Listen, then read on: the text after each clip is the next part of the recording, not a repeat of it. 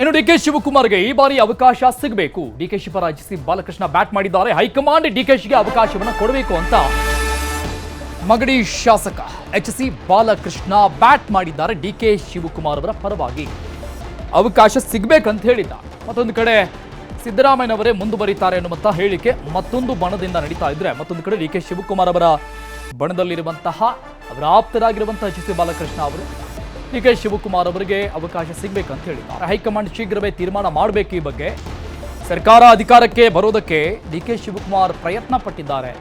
ನಾಳೆ ಸುರ್ಜೇವಾಲಾ ಅವರನ್ನ ಭೇಟಿಯಾಗ್ತೀನಿ ಅಂತ ಬಾಲಕೃಷ್ಣ ಕೂಡ ಹೇಳಿದ್ದಾರೆ. ಸೊ ಇವರಿಗೂ ಕೂಡ ಸಭೆ ನಿಗದಿ ಆದಂಗೆ ಕಾಣಿಸ್ತಾ ಇದೆ. ನಾಳೆ ಹೋಗಿ ನಾನು ಮೀಟ್ ಆಗ್ತೀನಿ ಸುರ್ಜೇವಾಲಾ ಅವರನ್ನ ಅಂತ ಹೇಳಿದ್ದಾರೆ. ಅದಕ್ಕಿಂತ ಮೊದಲು ಕೊಟ್ಟಿರುವಂತ ಈ ಹೇಳಿಕೆ ಡಿಕೆ ಶಿವಕುಮಾರ್ ಅವರಿಗೆ ಅವಕಾಶ ಕೊಡಬೇಕು ಅಂತ. ಹೌದು, ನನಗೂ ಆಹ್ವಾನ ಇದೆ. ನಾಳೆ 2:30ಗೆ ನಾನು ಕೂಡ ಭೇಟಿ ಮಾಡ್ತಾ ಇದ್ದೀನಿ.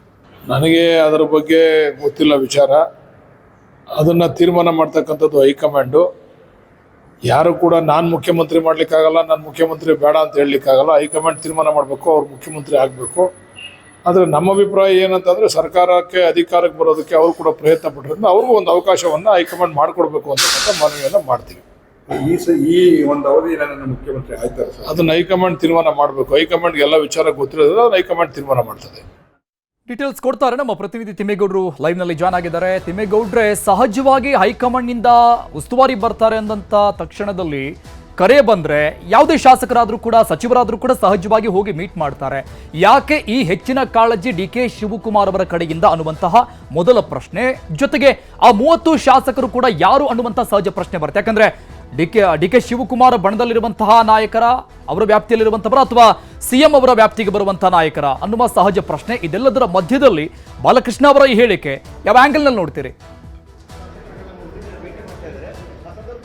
ಅರುಣ್, ಇಲ್ಲಿ ಬಹಳ ಮುಖ್ಯವಾಗಿ ಇಬ್ಬರು ಶಾಸಕರ ಹೇಳಿಕೆಗಳನ್ನ ಗಮನಿಸಬೇಕಾಗಿರ್ತಕ್ಕಂಥದ್ದು. ಕೆಲವೇ ಕ್ಷಣಗಳ ಹಿಂದಷ್ಟೇ ಆಳಂದ ಶಾಸಕ BR ಪಾಟೀಲ್ ಅವರು ಒಂದು ಹೇಳಿಕೆಯನ್ನು ಕೊಟ್ಟರು. ನನಗೆ ಹೈಕಮಾಂಡ್ನಿಂದ ಕರೆ ಬಂದಿತ್ತು ಅನ್ನುವಂಥ ಒಂದು ಮಾತನ್ನು ಹೇಳಿದ್ರು. ಈಗ ಅದಾದ ಬಳಿಕ ಕೆಲವೇ ಕ್ಷಣಗಳ ಹಿಂದೆ ಮಾಗಡಿ ಶಾಸಕ DK ಶಿವಕುಮಾರ್ ಬಣದಲ್ಲಿ ಗುರುತಿಸ್ಕೊಂಡಿರ್ತಕ್ಕಂಥ ರಾಜ್ಯ ರಸ್ತೆ ಅಭಿವೃದ್ಧಿ ನಿಗಮದ ಅಧ್ಯಕ್ಷರು ಆಗಿರ್ತಕ್ಕಂಥ ಮಾಗಡಿ ಬಾಲಕೃಷ್ಣ ಅವರ ಒಂದು ಸ್ಟೇಟ್ಮೆಂಟು ಏನು ಕಾಂಗ್ರೆಸ್ ಸರ್ಕಾರವನ್ನು ಅಧಿಕಾರಕ್ಕೆ ತರುವಲ್ಲಿ DK ಶಿವಕುಮಾರ್ ಅವರ ಪಾತ್ರ ಭಾಳ ಇದೆ, ಅವ್ರಿಗೂ ಕೂಡ ಮುಖ್ಯಮಂತ್ರಿ ಹುದ್ದೆಯನ್ನು ನೀಡಬೇಕು ಅನ್ನುವಂಥ ನಿಟ್ಟಿನಲ್ಲಿ ಬಹಿರಂಗವಾಗಿ ಹೇಳಿಕೆಯನ್ನು ಕೊಟ್ಟಿರ್ತಕ್ಕಂಥದ್ದು. ಸೊ ಹೀಗಾಗಿ ಒಂದು ಕಡೆಯಾಗಿ ಏನು ರಣದೀಪ್ ಸಿಂಗ್ ಸುರ್ಜೇವಾಲಾ ಅವರವರು ಶಾಸಕರ ಅಭಿಪ್ರಾಯವನ್ನು ಸಂಗ್ರಹಣ ಮಾಡ್ತಾ ಇರ್ತಕ್ಕಂಥ ಹಿನ್ನೆಲೆಯಲ್ಲಿ ಹಳೆ ಮೈಸೂರು ಭಾಗದ ಶಾಸಕರುಗಳನ್ನು ಪಟ್ಟಿ ಮಾಡಿರ್ತಕ್ಕಂಥದ್ದು. ಅವರು ಒಂದು ರೀತಿ ಸಾಲು ಸಾಲಾಗಿ ಭೇಟಿ ಕೊಡ್ತಾ ಇರ್ತಕ್ಕಂಥದ್ದು. ಈ ಎಲ್ಲ ಬೆಳವಣಿಗೆಗಳ ನಡುವೆ KPCC ಅಧ್ಯಕ್ಷರು ಬರೆದಿರ್ತಕ್ಕಂಥ ಪತ್ರ ಇದೀಗ ವೈರಲ್ ಆಗಿರ್ತಕ್ಕಂಥದ್ದು. ಏನು ರಣದೀಪ್ ಸಿಂಗ್ ಸುರ್ಜೇವಾಲಾ ಅವರವರು ಭೇಟಿ ಕೊಡ್ತಾ ಇದ್ದಾರೆ. ಅವರನ್ನು ಭೇಟಿ ಮಾಡಿ ತಮ್ಮ ಅಹವಾಲುಗಳನ್ನು ಸಲ್ಲಿಸಿ ತಮ್ಮ ಅಭಿಪ್ರಾಯವನ್ನು ವ್ಯಕ್ತಪಡಿಸ್ಬೋದು ಅನ್ನುವಂಥ ನಿಟ್ಟಲ್ಲಿ ಪತ್ರವನ್ನು ಬರೆದಿರ್ತಕ್ಕಂಥದ್ದು. ಇನ್ನೂ ಕೆಲ ಶಾಸಕರುಗಳಿಗೆ ದೂರವಾಣಿ ಕರೆಯನ್ನು ಮಾಡೋದ್ರ ಮುಖಾಂತರ ಏನು ತಮ್ಮ ಪರವಾಗಿ ಬ್ಯಾಟ್ ಬೀಸಿ ಅಥವಾ ನಾಯಕತ್ವ ಬದಲಾವಣೆ ಅಥವಾ KPCC ಅಧ್ಯಕ್ಷರ ಬದಲಾವಣೆ ವಿಚಾರವಾಗಿ ತಮ್ಮ ಅಭಿಪ್ರಾಯವನ್ನು ತಿಳಿಸಿ ಬನ್ನಿ ಅನ್ನುವಂಥ ನಿಟ್ಟಲ್ಲಿ ಕರೆಯನ್ನು ಮಾಡಿ ಸಲಹೆಯನ್ನು ಕೊಟ್ಟಿದ್ದಾರೆ ಅನ್ನುವಂಥ ಒಂದು ಚರ್ಚೆಯೂ ಕೂಡ ಕೇಳಿಬಂದಿರ್ತಕ್ಕಂಥದ್ದು. ಸೊ ಹೀಗಾಗಿಯೇ ಒಂದು ಕಡೆಯಾಗಿ ಸಚಿವರ ಮೌಲ್ಯಮಾಪನ ಹಿನ್ನೆಲೆಯಲ್ಲಿ ಸಚಿವರ ಮೌಲ್ಯಮಾಪನದ ಹಿನ್ನೆಲೆಯಲ್ಲಿ ಸಚಿವ ಸಂಪುಟದ ಪುನರಚನೆ ವಿಚಾರವಾಗಿ ಮೌಲ್ಯಮಾಪನ ಮಾಡಬೇಕು ಅನ್ನುವಂಥ ಒಂದು ದೃಷ್ಟಿ ಒಂದು ಕಡೆ ಆದರೆ, ಮತ್ತೊಂದು ಕಡೆಗೆ ನಾಯಕತ್ವ ಬದಲಾವಣೆ ಆದರೆ ತಮ್ಮ ಸ್ಟ್ಯಾಂಡ್ ಏನು ಅನ್ನುವಂಥ ನಿಟ್ಟಲ್ಲಿಯೂ ಕೂಡ ಅಭಿಪ್ರಾಯವನ್ನು ಸಂಗ್ರಹ ಮಾಡ್ತಾ ಇರ್ಬೋದು ಅನ್ನುವಂಥದ್ದಕ್ಕೆ ಈ ಒಂದು ಪತ್ರ, ಮತ್ತೊಂದು ಕಡೆಗೆ ಶಾಸಕರ ಒಂದು ಸಾಲು ಭೇಟಿ ಸಾಕಷ್ಟು ಮಹತ್ವವನ್ನು ಪಡ್ಕೊಂಡಿರ್ತಕ್ಕಂಥದ್ದು. ಅದರಂತೆ ಕೆಲವೇ ಕ್ಷಣಗಳ ಹಿಂದಷ್ಟೇ ಇದೀಗ ಚಿಕ್ಕಬಳ್ಳಾಪುರ ಜಿಲ್ಲೆಯ ಶಾಸಕರುಗಳು ಭೇಟಿ ಮಾಡೋದಕ್ಕೆ ತೆರಳಿದ್ದಾರೆ. ಅದರಂತೆ 1 to 1 ಪ್ರತಿ ಶಾಸಕರನ್ನ 15 ರಿಂದ 20 ನಿಮಿಷಗಳ ಕಾಲ ಕರೆದು ಮಾತನಾಡ್ತಾ ಇದ್ದಾರೆ. ಒಂದು ಕಡೆಯಾಗಿ ಸಚಿವರ ಮೌಲ್ಯಮಾಪನ, ನಾಯಕತ್ವ ಬದಲಾವಣೆ, ಮತ್ತೊಂದು ಕಡೆಗೆ KPCC ಅಧ್ಯಕ್ಷ ಸ್ಥಾನ ಬದಲಾವಣೆ, ಈ ರೀತಿಯಾಗಿ ತಮ್ಮ ಅಭಿಪ್ರಾಯ ಏನು ಅನ್ನೋದ್ರ ಬಗ್ಗೆನೂ ಕೂಡ ಪ್ರಶ್ನೆಗಳನ್ನ ಕೇಳೋದ್ರ ಮುಖಾಂತರ ಒಂದು ಮಾಹಿತಿಯನ್ನು ಕಲೆ ಆಗ್ತಾ ಇದ್ರೆ, ಆ ಒಂದು ಪ್ರತಿ ಶಾಸಕರ ಹೇಳಿಕೆಗಳನ್ನ ನೋಟ್ ಮಾಡಿಕೊಂಡು ಆ ಒಂದು ವರದಿಯನ್ನ ಹೈಕಮಾಂಡ್ಗೆ ರವಾನಿಸೋದ್ರ ಮುಖಾಂತರ ತಿಮ್ಮೇಗೌಡ ರಾಯರೆಡ್ಡಿ ಅವರು ಮುಂದೇನು ಸಿಎಂ ಪರವಾಗಿ ಹೇಳಿಕೆಯನ್ನು ಕೊಟ್ಟಿದ್ರು. 5 ವರ್ಷ ಅವರೇ ಮುಂದುವರಿತಾರೆ, ಯಾವುದೇ ರೀತಿಯಾದಂತಹ ಬದಲಾವಣೆ ಯಾವುದೂ ಇಲ್ಲ, ಎಲ್ಲ ಊಹಾಪೋಹ ಅಂತ ಸಿಎಂ ಪರವಾಗಿ ಬ್ಯಾಟ್ ಮಾಡಿದ್ರು ರಾಯರೆಡ್ಡಿ. ಇವತ್ತು ಎಚ್.ಸಿ. ಬಾಲಕೃಷ್ಣ ಅವರ ಬಹಿರಂಗ ಹೇಳಿಕೆ ನೋಡ್ತಾ ಇದ್ವಿ. DK ಶಿವಕುಮಾರ್ ಅವರ ಪರವಾಗಿ ಇಂತಹ ಹೇಳಿಕೆಗಳನ್ನ ಸ್ಟಾಪ್ ಮಾಡಬೇಕು ಅಂತಾನೆ ಈಗ ಬಂದಿರೋದು ಸುರ್ಜೇವಾಲಾ ಅವರನ್ನ ಭೇಟಿಗೆ ನಾಳೆ ನಿಗದಿ ಆಗಿದೆ ಎಚ್.ಸಿ. ಬಾಲಕೃಷ್ಣ ಅವರಿಗೆ ಟೈಮು. ಅದಕ್ಕಿಂತ ಮೊದಲಿಗೆ ಒಂದು ಬಹಿರಂಗ ಹೇಳಿಕೆಯನ್ನು ಕೊಡ್ತಾರೆ ಅಂದ್ರೆ ಎಲ್ಲ ಶಾಸಕರು ಕೂಡ ಫಿಕ್ಸ್ ಆದಂಗೆ ಕಾಣಿಸ್ತಾ ಇದೆ. ನಮ್ಮ ನಾಯಕತ್ವ ಇಂಥವರಿಗೆ ಕೊಡಬೇಕು ಅನ್ನುವಂಥ ಆಂಗಲ್ನಲ್ಲಿ. ಖಂಡಿತವಾಗಿ ಅವರು ನೋಡಿ, CM ಆಪ್ತಬಂಧದಲ್ಲಿ ಗುರುತಿಸ್ಕೊಂಡಿರ್ತಕ್ಕಂಥ ಸಹಕಾರ ಸಚಿವ KN ರಾಜಣ್ಣನವರು ಕೊಟ್ಟಿರ್ತಕ್ಕಂಥ ಒಂದು ಸ್ಟೇಟ್ಮೆಂಟ್ ಏನು ಸೆಪ್ಟೆಂಬರ್ ಕ್ರಾಂತಿ ಎನ್ನುವಂಥ ನಿಟ್ಟಲ್ಲಿ ಸೆಪ್ಟೆಂಬರ್ನಲ್ಲಿ ಏನಾದರೂ ಒಂದು ವೇಳೆ KPCC ಅಧ್ಯಕ್ಷ ಬದಲಾವಣೆ ಆದರೆ ಮತ್ತೊಂದು ಕಡೆಗೆ ನಾಯಕತ್ವ ಬದಲಾವಣೆ ಆದರೆ ಅಥವಾ ಸಚಿವ ಸಂಪುಟ ಪುನರಚನೆ ಆದರೆ ಅದರ ಸಹಜವಾಗಿ ಕಾಂಗ್ರೆಸ್ನಲ್ಲಿ ಒಂದಷ್ಟು ಆಂತರಿಕ ಬೆಳವಣಿಗೆಗಳಾಗುವಂಥದ್ದು ಸಹಜ. ಸೊ ಹೀಗಾಗಿ ಇಂಥ ಸಂದರ್ಭದಲ್ಲಿ ಭಿನ್ನಮತ ತಲೆದೋರಬಾರ್ದು, ಭಿನ್ನಮತ ಸ್ಫೋಟಗೊಂಡು ಸರ್ಕಾರಕ್ಕೆ ಪತನ ಆಗುವಂಥ ಒಂದು ನಿಟ್ಟಲ್ಲಿ ಅದು ಪರಿಣಾಮ ಬೀರಬಾರ್ದು ಅನ್ನುವಂಥ ನಿಟ್ಟಲ್ಲಿಯೇ ಎಲ್ಲ ಒಂದು ಕಡೆಗೆ ಹೈಕಮಾಂಡ್ ಎಚ್ಚೆತ್ತುಕೊಂಡಂತೆ ಕಾಣಿಸ್ತಾ ಇದೆ. ಸೊ ಹೀಗಾಗಿ ರಾಜ್ಯ ಕಾಂಗ್ರೆಸ್ ಉಸ್ತುವಾರಿ ರಣದೀಪ್ ಸಿಂಗ್ ಸುರ್ಜೇವಾಲಾ ಅವರನ್ನ ರಾಜ್ಯಕ್ಕೆ ಕಳುಹಿಸಿ ಈ ರೀತಿಯಾಗಿ ಯಾರ್ಯಾರು ಅಸಮಾಧಾನಗೊಂಡಿರ್ತಕ್ಕಂಥ ಶಾಸಕರುಗಳೇನಿದ್ದಾರೆ ಅವರನ್ನು ಒಂದು ಕಡೆಯಾಗಿ ಕರೆದು ಮನವೊಲಿಸುವಂಥದ್ದು, ಮತ್ತೊಂದು ಕಡೆಗೆ ಅವರ ಅಭಿಪ್ರಾಯ ಸಂಗ್ರಹ ಮಾಡುವಂಥದ್ದು ಒಂದು ಕಡೆ ಆದರೆ, ಮತ್ತೊಂದು ಕಡೆಗೆ ನಾಯಕತ್ವ ಬದಲಾವಣೆ, KPCC ಅಧ್ಯಕ್ಷರ ಬದಲಾವಣೆ, ಸಚಿವ ಸಂಪುಟ ಪುನರಚನೆ, ಮತ್ತೊಂದು ಕಡೆಗೆ ಸಚಿವರ ಮೌಲ್ಯಮಾಪನ, ಸಚಿವರು ಎಷ್ಟರ ಮಟ್ಟಿಗೆ ಕೆಲಸವನ್ನು ಮಾಡಿದರೆ ತಮಗೆ ಎಷ್ಟರ ಮಟ್ಟಿಗೆ ಕೆಲಸ ಕಾರ್ಯವನ್ನು ಮಾಡಿಕೊಂಡಿದ್ದಾರೆ, ಮತ್ತೊಂದು ಕಡೆಗೆ ಪಕ್ಷ ಸಂಘಟನೆಯಲ್ಲಿ ಎಷ್ಟರ ಮಟ್ಟಿಗೆ ತೊಡಗಿಕೊಂಡಿದ್ದಾರೆ ಎನ್ನುವಂಥ ನಿಟ್ಟಿನಲ್ಲಿ ಶಾಸಕರ ಅಭಿಪ್ರಾಯವನ್ನು ಸಂಗ್ರಹ ಮಾಡಿಕೊಳ್ಳೋದ್ರ ಮುಖಾಂತರ ಆ ಒಂದು ನೋಡಿ ನಿಮ್ಮ ಪರವಾಗಿ ಶಾಸಕರ ಅಭಿಪ್ರಾಯ ಈ ರೀತಿ ಇದೆ, ಕಾರ್ಯಕರ್ತರ ಅಭಿಪ್ರಾಯ ಈ ರೀತಿ ಇದೆ ಅನ್ನುವಂಥ ಒಂದು ಉತ್ತರವನ್ನು ಮುಂದಿಟ್ಕೊಂಡು ಸಚಿವರನ್ನು ಸಂಪುಟದಿಂದ ಕೈ ಬಿಡೋದಕ್ಕೆ ಇದೊಂದು ರೀತಿ ಮಾನದಂಡವಾಗುತ್ತೆ ಅನ್ನುವಂಥ ಒಂದು ಲೆಕ್ಕಾಚಾರದಲ್ಲಿಯೇ ಹೈಕಮಾಂಡ್ ಒಂದು ರೀತಿ ಎಚ್ಚರಿಕೆ ಹೆಜ್ಜೆಯನ್ನು ಇಟ್ಟಂತೆ ಕಾಣಿಸ್ತಾ ಇದೆ. ಹೀಗಾಗಿ ನೋಡಿ ಇವತ್ತು ಬೆಳಿಗ್ಗೆ ತಮ್ಮ ನಿವಾಸದಲ್ಲಿ ಮಾತನಾಡಿರುವಂಥ ಮಲ್ಲಿಕಾರ್ಜುನ್ ಖರ್ಗೆ ಅವರು ಕೂಡ ತಕ್ಷಣಕ್ಕೇನು ಬದಲಾವಣೆ ಇಲ್ಲ ಅನ್ನುವಂಥ ಒಂದು ಮಾತನ್ನು ಹೇಳಿರ್ತಕ್ಕಂಥದ್ದು. ಆದರೆ ಸೆಪ್ಟೆಂಬರ್ನಲ್ಲಿ ಒಂದು ರೀತಿ ಕ್ರಾಂತಿ ಆಗುತ್ತೆ ಅನ್ನುವಂಥ ಒಂದು ರಾಜಣ್ಣನವರ ಒಂದು ಹೇಳಿಕೆ ಇದೀಗ ರಾಜ್ಯ ಕಾಂಗ್ರೆಸ್ನಲ್ಲಿ ಒಂದು ರೀತಿ ದೊಡ್ಡ ಮಟ್ಟದ ಸಂಚಲನವನ್ನು ಮೂಡಿಸಿದೆ. ಹೀಗಾಗಿಯೇ ಒಂದು ಕಡೆಗೆ DK ಶಿವಕುಮಾರ್ ಬಣದ ಶಾಸಕರುಗಳು DK ಶಿವಕುಮಾರ್ ಹೋಗಿ ಬ್ಯಾಟ್ ಬೀಸಿದ್ರೆ, ಇತ್ತ CM ಬಣದ ಶಾಸಕರು ಸಚಿವರು 5 ವರ್ಷ ಮುಖ್ಯಮಂತ್ರಿ ಸಿದ್ದರಾಮಯ್ಯನವರೇ ಅಧಿಕಾರದಲ್ಲಿ ಮುಂದುವರಿತಾರೆ ಅನ್ನುವಂಥ ಒಂದು ನಿಟ್ಟಲ್ಲಿ ಹೇಳಿಕೆಗಳನ್ನ ಕೊಡ್ತಾ ಇದ್ದಾರೆ.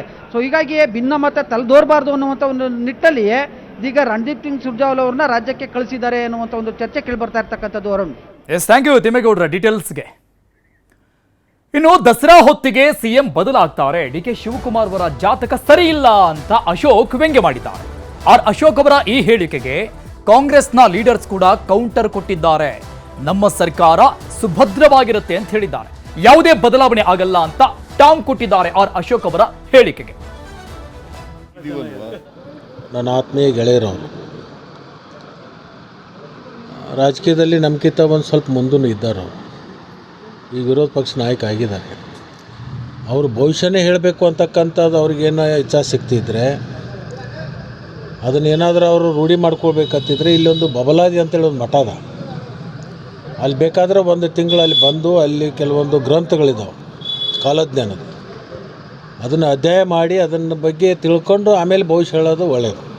ಇಲ್ಲಾಂದರೆ ಸುಮ್ಮನೆ ರಾಜಕೀಯ ಭವಿಷ್ಯಗಳನ್ನು ಹೇಳ್ತಕ್ಕಂಥದ್ದು ಇದು ನಮ್ಮ ಕಡೆ ಒಂದು ಹಳ್ಳಿ ಒಳಗೆ ಗಾದೆ ಮಾತಿದೆ, ದೋಷಿಗಾನಿ ಹಾಂತಿ ಹಾಸಿಗೆಯಾಗ ಸತ್ತು ಹೋದ್ಲು ಅಂತೇಳಿ.